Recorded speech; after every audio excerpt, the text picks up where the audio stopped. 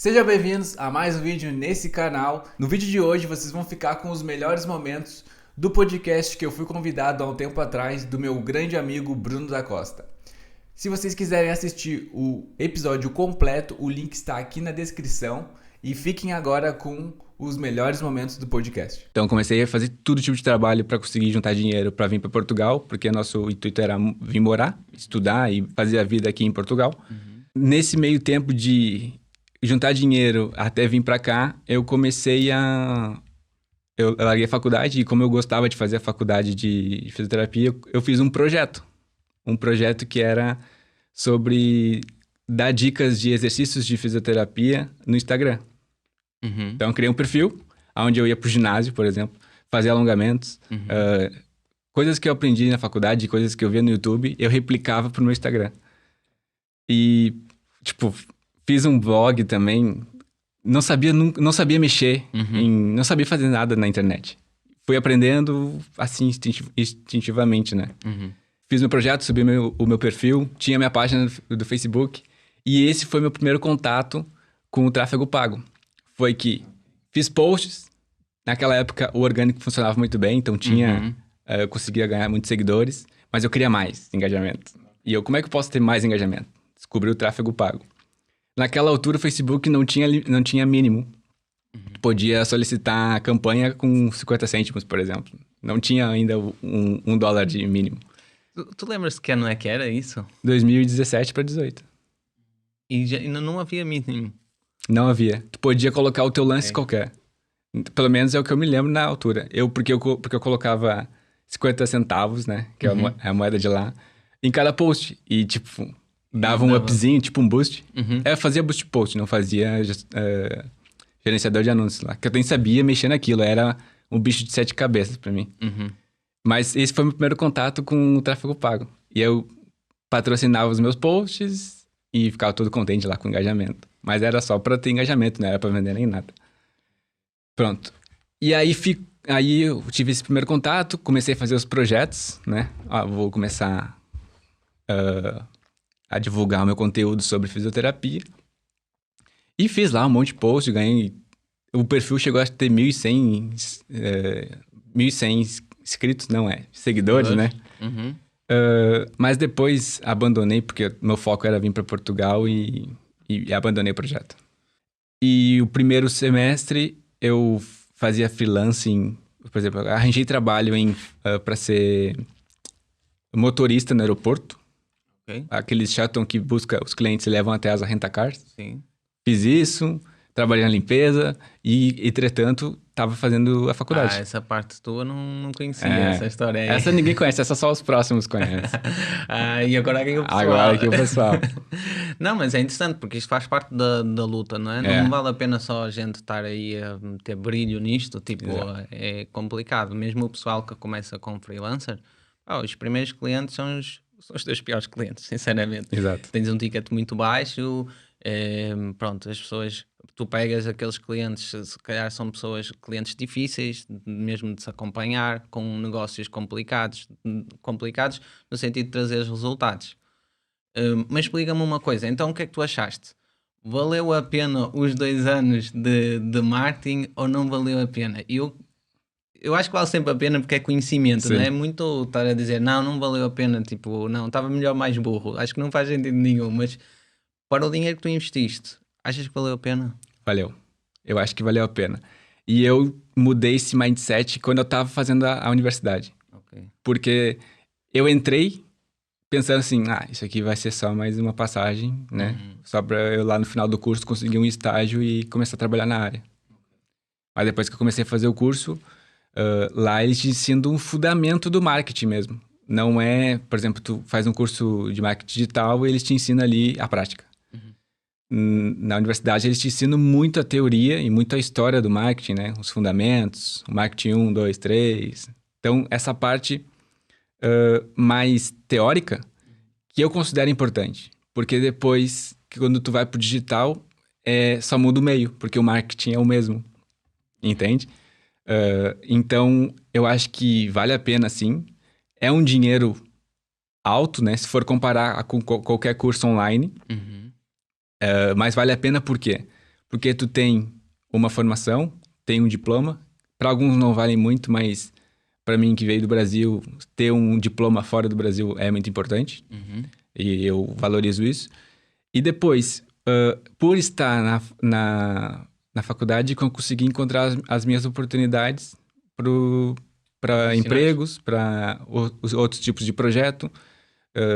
Consegui fazer um networking com os professores têm empresas, depois têm conhecidos, e isso vai formando uma cadeia que depois tu acaba compensando o valor investido, não só o diploma e o conhecimento. Pois era aquilo que a gente estava a falar em off. Tu estiveste envolvido com alguns players aí muito conhecidos do mercado, dentro dos cursos deles. Sim, e foi por causa de quê? Por causa que no final do curso tinha que fazer o estágio obrigatório para conseguir se formar, né? Terminar o curso e foi nessas que eu comecei a mandar o meu currículo para fazer o estágio, para ver se algum player desse me dava uma oportunidade. E se ainda, entrando um bocado aqui na parte do freelancer, tu sentiste que, e podes ser sincero, que foi uma barreira o facto de seres brasileiro começar a pegar alguns clientes aqui? Assim, no início, só para completar, quando tu comentou se eu comecei a fazer freelancing na faculdade, foi porque o primeiro semestre eu não fiz, porque eu estava falando que estava em paralelo com os outros serviços esporádicos que eu tinha feito. E depois, quando veio a pandemia, aquilo fechou. Você lembra? E foi nessa altura que eu falei assim, tá na hora de eu aplicar tudo que eu aprendi na faculdade e com o conhecimento que eu tenho e a minha mãe com o conhecimento que ela tinha sobre tráfego pago e vou começar a fazer tráfego pago aqui pro pessoal de Portugal. Vou começar a fazer Google Ads, é onde foi a primeira plataforma que eu aprendi. Então, fui lá, fiz a minha landing page no Elementor, tutorial de 3, 4 horas, vou lá fazendo. Lancei minha landing page, subi minha campanha com aquele voucherzinho do Google Ads de 80 euros na altura. Sim. Botei 80 euros, ganhei mais 80, lancei minha landing page e começou a chegar as primeiras ligações. E como tu tinha dito, atendia e a primeira coisa é que quando eu começava a falar, o pessoal percebia o meu sotaque. E aí começava, entretanto já tenho outras empresas, já tenho outros contatos. E tu não é escancarado, mas tu percebe que tem influência o sotaque ou não, entende? Mas isso no início eu senti, só que como qualquer pessoa, eu fui me adaptando. Fui percebendo termos, percebendo formas de lidar com isso, né? Otimizar o meu pitch no telefone, no e-mail, escrevendo, e foi melhorando isso com o tempo. E diz-me uma coisa, porque a minha jornada, também comecei como freelancer, etc. Mas a minha jornada, eu sempre utilizei muito o tráfego pago para conseguir os meus clientes. Então, no fundo, eu tinha um funil, digamos assim. Eu fazia os anúncios, mais Facebook, porque é engraçado que tu especializaste e começaste no Google, eu fui ao contrário, foi no Facebook. E isso gerava leads, eu depois pegava no telefone, ligava e fechava. Eu tinha um funil, o básico. Eu não fechava logo, eu não estava a vender por telefone, eu no telefone vendia uma reunião, uma sessão estratégica gratuita, e depois colocava as pessoas na sessão estratégica gratuita. Também não fazia o pitch de vendas, era tipo uma análise do negócio para ver aquilo que eles precisavam e depois sim eu apresentava uma proposta numa segunda reunião. Esse tipo de funil funcionou muito bem comigo. Sim. Eu acho que hoje estou cá por causa disso, porque aquilo é muito manual, tens de estar sempre a ligar, tens de fazer uma data de reuniões, aquilo é assim uma loucura, mas funcionava. Sim, e é importante nessa etapa tu fazer uma coisa que muitos freelancers não fazem, que é a primeira reunião de qualificação. Que é aquilo que muitos freelancers reclamam, que é, gerei leads, mas não vendi para ninguém. Sim, tu quis vender na primeira reunião, ou tu quis vender para pessoa que nem sabe se está pronta para contratar o teu serviço. É verdade. Não, essa segunda reunião para mim, que era assim um bocado mais tímida e tinha vergonha de vender, dava-me tempo para organizar as minhas ideias. Ver em concreto o que é que a pessoa precisava e apresentar-lhe essa proposta, ou não. Havia algumas pessoas, estavam numa fase que era muito inicial, Porque quem está em casa e não tem noção é preciso pagar quase 2 FIIs. Uhum. Um é a nós enquanto profissionais e outro para o Facebook ou para o Google. Exato. Então, Nessa área de tráfego pago, essa é uma grande objeção, né? é, Que o pessoal chega e fala, então é X euros. Esse é o valor do serviço. Agora tem o valor do investimento dos anúncios. é Ela, complicado. como assim? Mesmo em termos de proposta comercial para apresentares à pessoa, eu nunca sei, e isto foi algo que eu fui adaptando. Já houve momentos em que eu apresentava a proposta, tipo o projeto todo. Olha, é isto de investimento, já inclui os meus honorários, já inclui o tráfego, já inclui ferramentas, tipo servidor de domínio, Zapier, Sim. Calendly, aquilo que tu precisares. Mas neste momento a minha proposta comercial até está só o meu serviço.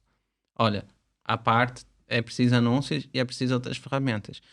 Se a pessoa estiver interessada, ela pergunta, mas que ferramentas é que são e qual é que achas que é o valor que...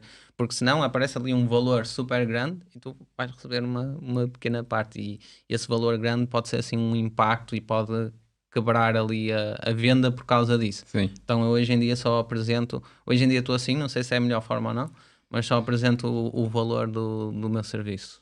Sim. Como tu disse, não existe a melhor forma. A melhor forma é aquela que tu consegue vender, não é? Então, eu já fiz esse também, do jeito que tu vai apresentar com tudo incluso. Só que também gera muitas objeções. Não é? Hoje, atualmente, eu uso o pitch. Quando eu faço pitch, eu faço assim: esse é o investimento para a plataforma e esse é o meu honorário. No mesmo tempo. E aí tu consegue ali separar o que é investimento e o que não é. Porque eu no início, só a minha captação de clientes era toda com tráfego pago. Depois eu fiquei farto desse funil porque eu tinha tipo. Eu conto várias vezes isso ao pessoal aí. Eu tinha de género 8, 10 reuniões marcadas todos os dias. Então era tipo de meia e meia hora tinha ali reunião, reunião, reunião. Foi. E aquilo foi muito esgotante, porque estás sempre a fazer reunião e para além das reuniões de prospecção tens de fazer o teu trabalho. Portanto, foi muito esgotante. E eu, tipo, como é que eu posso melhorar isto? Gente, eu já estou a faturar, o funil funciona, mas estava a ser muito esgotante para mim. Como é que eu posso melhorar isto? Então, eu segui o caminho, que é um caminho não tão explorado no sentido de performance. Tipo, não é um funil simples e mensurável, é aquele caminho de construir uma marca pessoal. Uhum. Então, eu faço tráfego na mesma, mas mando as pessoas para o meu perfil, mando para as minhas páginas, mando para aqui, por exemplo, mando para o email marketing, etc. E vou aquecendo essas leads para que elas organicamente e de uma forma mais passiva venham ter comigo. Tenho muito menos reuniões, mas as reuniões que eu tenho são muito mais qualificadas. Trabalho o nível de consciência desse pessoal, né? Eu também. Eu detesto fazer reunião. Pra mim, se eu resolvesse tudo no WhatsApp, seria a melhor coisa do mundo. Mas tu tem que falar com as pessoas, tem que falar no telefone. Um ticket alto não dá para vender Exato. por WhatsApp. E eu percebi isso também na minha jornada. E o que eu faço agora? Para tu conseguir marcar uma reunião comigo, tu tem que quase fazer uma declaração de RS para vir falar comigo. Porque eu boto tanta pergunta antes de fechar uma reunião, uma videochamada. Porque eu quero que a pessoa esteja num nível máximo de consciência para contratar um serviço. Tipo, eu não quero que a pessoa quer porque precisa fazer o tráfego pago porque o negócio dela não anda. Que eu não quero esse tipo de cliente, porque daqui a 2, 3 meses ele vai estar desesperado por outra coisa e vai embora. Pois. Eu quero alguém que tenha longo prazo, eu quero alguém que tenha um negócio que seja interessante e rentável. Então eu cobrava muito barato, mas o pessoal já sabe esta minha história, percebes? Sim. É só para tu teres uma... para dar aí um... Imagina, o meu primeiro contrato que eu fiz aqui foi em 2020. Era só para fazer Google Ads. E o meu primeiro contrato que eu fiz foi 150 euros mensais. E era só Google Ads. Não precisava de criativo, porque era só search. Pois. Então, tipo... E essa reunião foi muito engraçada, porque foi num estacionamento de um restaurante. Eu com o meu notebook no colo e o cliente do lado, dentro do carro do cliente. E eu fechei um negócio assim. Porque trabalho dentro do meu quarto, não tem escritório. Também não tinha a consciência de levar a pessoa para um café também. Tava muito nervoso, primeiro contrato. Sim. Fechei. Imagina, e para conseguir esse cliente, o meu CAC foi de 80 euros. Então, que nem tu Gastaste disse, 80 em... 80 euros em anúncio e landing page, todos os custos, né? Para conseguir o primeiro cliente. Houve uma das campanhas, nunca mais me esqueci, que eu lancei aquilo, eu fazia tipo formulários do Facebook, as leads são super baratas, era quantidade e eu gostava disso. Sabe que eu só fui fazer formulários o ano passado só? Porque o resto era só landing page, eu fazia. Fazias Era só landing page. Depois que eu vi outros gestores fazendo formulário, aí eu, vou testar. E basicamente esses foram os cortes dos melhores momentos do podcast.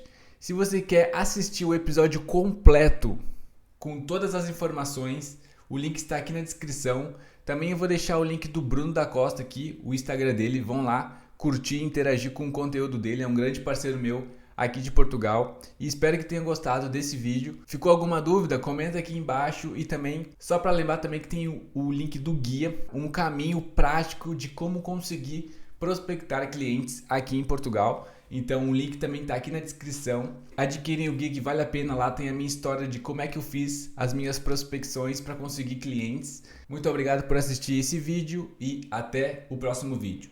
Tchau!